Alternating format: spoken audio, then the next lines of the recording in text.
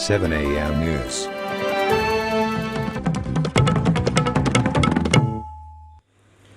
नमस्कार, मैं हूं वीरेंद्र कुमार विवेक और आप देख रहे हैं 7 AM न्यूज़। इस वक्त हमारी मौजूदगी खगड़िया ज़िला के गोगड़ी अनुमंडल अंतर्गत निवर्तमान चेयरमैन साहब के यहाँ है, जहाँ पर एक वरिष्ठ बीजेपी के लीडर्स हमारे बीच मौजूद हैं और इनसे कुछ जानने की कोशिश करेंगे। और इनका जो प्रोफाइल है काफ़ी अच्छा रहा है, केंद्र सरकार हो या राज्य सरकार हो। और सबसे पहले तो इनसे परिचय हम जानेंगे, उसके बाद हम किसी विषय वस्तु पर बात करेंगे। तो सर, आपका नाम क्या हुआ? मेरा नाम वीरेंद्र कुमार यादव हुआ। मैं भारतीय जनता पार्टी के प्रदेश का समिति का सदस्य हूँ, अनुशासन समिति का सदस्य रहा हूँ और भारत सरकार के विभिन्न मंत्रालयों के हिंदी सलाहकार समिति का सदस्य हूँ और विदेश मंत्रालय की जो विश्व हिंदी सम्मेलन समन्वय समिति है उसके आयोजन समिति का भी सदस्य हूँ। सबसे पहले तो मैं सर 7 AM न्यूज़ की तरफ से मैं धन्यवाद देना चाहूँगा कि आप इस गोगरी की धरती पर आज पधारे हैं, इसके लिए बहुत बहुत धन्यवाद है मेरे तरफ से। और सर, मैं कुछ जानने की कोशिश करना चाहता हूँ आपसे कि आप हिंदी साहित्य के अंतर्राष्ट्रीय लेवल पे आप हैं, तो जनता को ये थोड़ा सा कन्फ्यूज़न होता है हिंदी भाषा को लेकर के कि हिंदी भाषा क्या है और साहित्य क्या है और कवि का क्या काम होता है और उनके आयोजकों का क्या काम होता है, और हिंदी भाषा को लेकर के आप अभी क्या कर रहे हैं भारत में? देखिए, तो बहुत समूल प्रश्न आपने उठाया है कि बहुत लोग इस दुविधा में रहते हैं, वो साहित्य को ही भाषा मान बैठते हैं। साहित्य भाषा का एक पहलू है और भाषा की जब बात होती है तो उसमें समूलता का बोध होता है। जैसे मैं एक चीज़ को बताऊं मैं कि मैं विश्व हिंदी सम्मेलन समन्वय समिति का सदस्य हूँ। उस सदस्य होने के नाते मुझे देश में ही नहीं विदेशों में भी हिंदी प्रचार प्रसार करने के लिए जाना होता है। तो कभी कभी मुझे लगता है कि विश्व हिंदी सम्मेलन हमसे ये पूछ बैठे कि आप तो विदेशों में प्रचार प्रसार करने आते हैं, तो हिंदी की इतनी शिथिल स्थिति भारत में क्यों है? तो मैं अमूमन कहा करता हूँ कि आज हिंदी को साहित्य से आगे निकलना है। साहित्य से चूँकि साहित्य की भाषा हिंदी है, लेकिन हिंदी भाषा को आज सिर्फ साहित्य का ही नहीं, ज्ञान की भाषा, विज्ञान की भाषा, न्याय और न्यायालय की भाषा, शासन और प्रशासन की भाषा बनाने की आवश्यकता है। और तभी हम कह सकते हैं कि भारत में के आंगन में नवान्न का उत्सव होगा और हिंदी का तुलसी दल पल्लवित होगा। तो निश्चित रूप से इसके लिए राष्ट्रीय सोच बनाने की आवश्यकता है और मानसिकता बदलने की आवश्यकता है। जहाँ तक आपके सवाल का है कि साहित्य और भाषा, तो मुझे लगता है कुछ हद तक तो अंतर पता चला होगा कि साहित्य भी भाषा के अंतर्गत है, भाषा साहित्य के अंतर्गत नहीं है।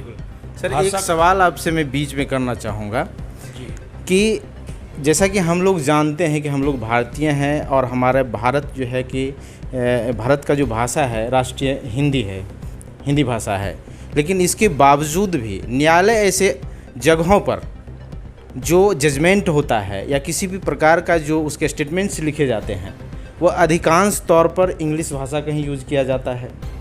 और हम लोग जबकि जानते हुए कि हम लोग हिंदी भाषी हैं, उसके बावजूद भी विदेशों में प्रचार करना पड़ रहा है, उसका क्या मूल कारण है? देखिए, बहुत लोग नहीं जानते हैं कि जब हमने संविधान बनाया जी, तो हिंदी को हमने राजभाषा बनाया। ये 14 सितंबर 1949 का दिन था और हमने 26 जनवरी 1950 को हमने उसको लागू किया। तो एक आमूलचूल गलती हुई हमसे या संविधान निर्माताओं से, या संविधान निर्माता जो सोचे होंगे कि हो सकता है कि हिंदी आगे समृद्ध होगी और अंग्रेजी को के स्थान पर प्रतिष्ठापित हो जाएगी। इसके लिए हमने 15 साल का समय दिया और 15 साल का समय 1950 में जब लागू हुआ तो 1965 में राजभाषा हिंदी पूर्णतः लागू हो जाना चाहिए था।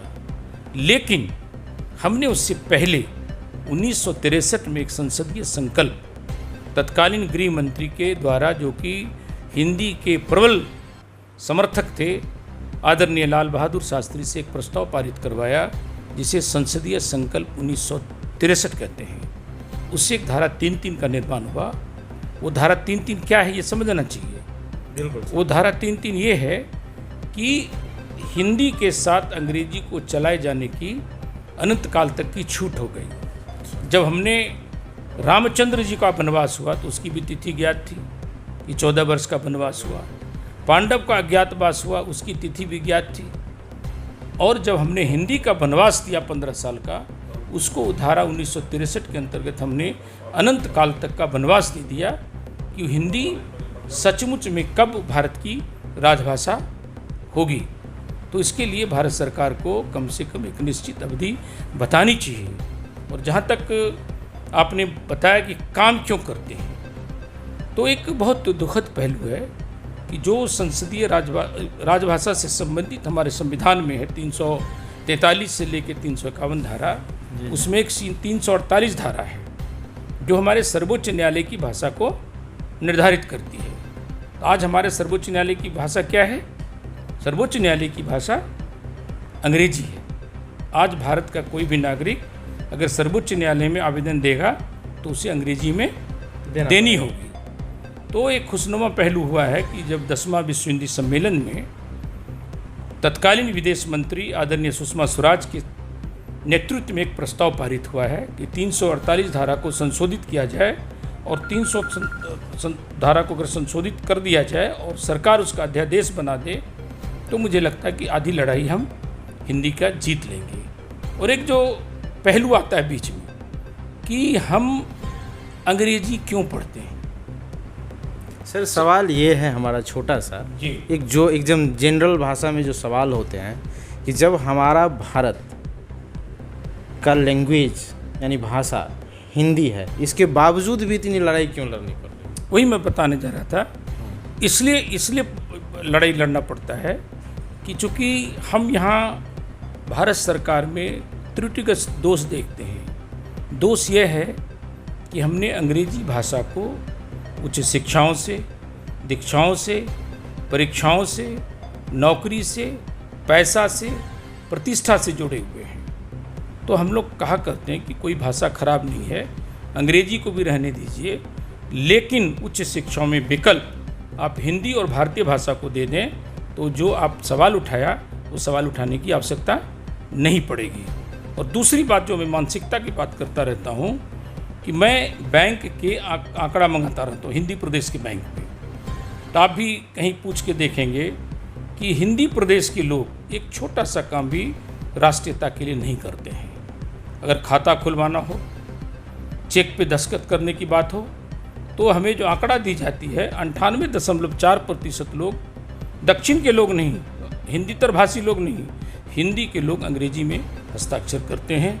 इसलिए आपके इस चैनल के माध्यम से मैं आह्वान भी करना चाहता हूं कि कम से कम राष्ट्रीयता के बोध के लिए कम से कम एक हिंदी में, मातृभाषा में या अपनी भाषा में हस्ताक्षर तो करना शुरू कीजिए। तो समझता हूँ थोड़ी सी शुरुआत हो।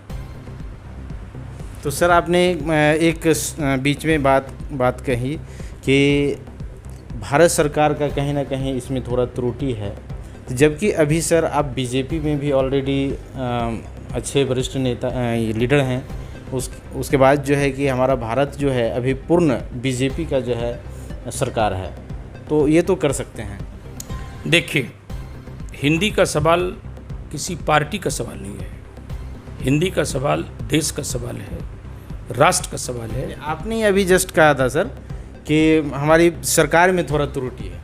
बिल्कुल उसी बात को मैं बता रहा हूँ। चाहे किसी की सरकार हो, हमारी ही सरकार क्यों ना हो, हम लोग उससे भी भिड़ते हैं, उसको भी बताते हैं ये करना है।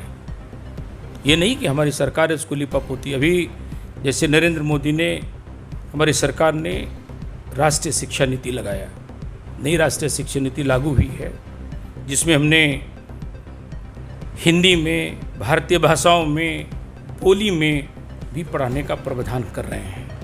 अगर ऐसा हो जाता है तो बहुत बड़ी उपलब्धि होगा, लेकिन हम वहाँ भी प्रश्न चिन्ह लगाते हैं। वहाँ भी हम गृह मंत्री को लिखते हैं कि जो आपने कहा है क्या वास्तव में वो लागू होगा। अगर लागू हो जाए तो सोने पे सुहागा है, वही तो हम चाहते हैं। प्रयास जारी है, लेकिन जब तक सफलीभूत न करे तब तक हमारी लड़ाई हिंदी के लिए जारी रहती है। और हिंदी की लड़ाई को मैं पार्टी से ऊपर चलता हूँ, वो राष्ट्र की लड़ाई है, राष्ट्रभाषा की लड़ाई। आज मैं ज़रूर आह्वान करता हूँ कि जिस तरह से आज़ादी के अमृत महोत्सव भारत मना रहा है, जो भी शुरू है और 15 अगस्त 2022 को समापन भी होगा उसका, तो मैं भारत के प्रधानमंत्री से आह्वान भी करता हूँ, आग्रह भी करता हूँ कि क्या देश को एक राष्ट्रभाषा मिलेगी। इसका आह्वान अगर प्रधानमंत्री के मुखारविंद से होता है तो बहुत ही स्वागत योग्य कदम है, प्रसन्नता का कदम है। और जब इस दिन ये उद्घोषणा होगी तो मैं समझता हूँ कि राष्ट्रभाषा का प्रश्न राष्ट्र की एकता और अखंडता को लिए हुए है, उस ओतप्रोतता को लिए हुए है। जिस दिन राष्ट्रभाषा का घोषणा होगा और पूरे देश में अगर संपर्क भाषा हिंदी बन पाए तो एक बहुत बड़ी उपलब्धि होगी देश के लिए और देश की एकता के लिए। तब मैं कह सकता हूँ कि भारत, अखंड भारत का निर्माण होगा। एक लास्ट और आखिरी सर सवाल कि जैसा कि आप कहा कि हम लोग लड़ाई लड़ रहे हैं, हिंदी भाषा के लिए लड़ रहे हैं, तो आगे क्या उम्मीद लग रहा है ऐसा? देखिए, मैं बहुत आशावान हूँ। हिंदी भाषा की लड़ाई लड़ी भी जाएगी, लड़ भी रहे लोग। और आज नहीं कल तो हिंदी पहले भी संपर्क भाषा थी, पहले भी राष्ट्रभाषा थी और कल भी हिंदी राष्ट्रभाषा होगी। इस आशा के साथ मैं हिंदी के संघर्ष को छेड़ता हूँ और हिंदी के प्रति इतना आशावान हूँ।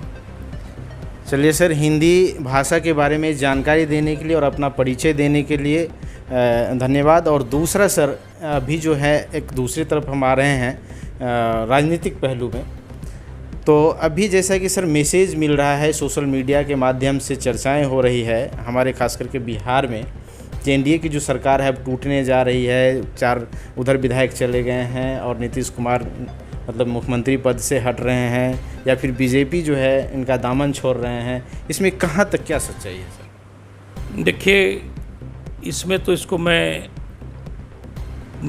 पूरे सिरे से खारिज करता हूँ कि कोई भी सरकार सोशल मीडिया से नहीं चलती है। इसके पृष्ठभूमि, धरातल बहुत ही मजबूत है। कुछ लम्हे अगर कहते हैं सोशल मीडिया आते रहते हैं, जाते रहते हैं, लेकिन यह सरकार बहुत ही अस्थायी सरकार के साथ चलेगी और अगला सरकार भी इसी राष्ट्रीय जनतांत्रिक गठबंधन की होगी और पूर्णतः रूप से चलेगी।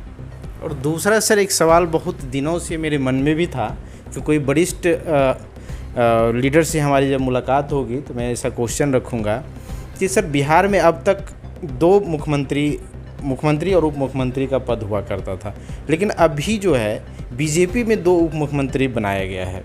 इसका क्या मेन कारण है, क्या मैसेज है? देखिए, ये सरकार चलाने के लिए ये मुख्यमंत्री का विशेषाधिकार है। सर, एक उप मुख्यमंत्री तो काफ़ी है। नहीं, ये आपके कहने से हो सकता है, ये तो मुख्यमंत्री का प्रिविलेज है।